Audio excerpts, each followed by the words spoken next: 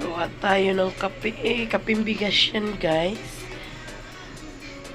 Alam mo, mas maganda pa yan kaysa sa kape na nabibili sa tindahan. Ganyan, mas masarap pa to kaysa sa mga kapeng may gatas.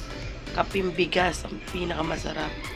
Yan na guys, tutong na ang ating kapeng bigas. Kaunti na lang siya guys. Malapit na. Yan ang ating kapeng bigas. Ayan na siya guys. Pinakuluan na natin. Nilagyan ko na yan ng asukal.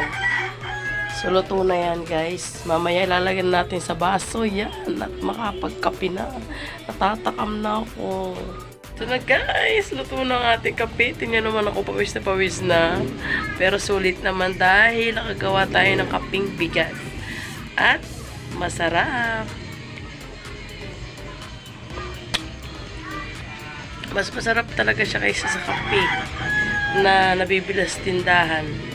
Dito na ako sa kapeng bigas. At alam nyo ba guys, ito yung tinitimpla ng lola namin, na ginagawa ng lola namin, na dati, nung buhay pa yung lola namin, ito yung laging ginagawa niyang kape para sa amin. So yun lang guys, bye bye!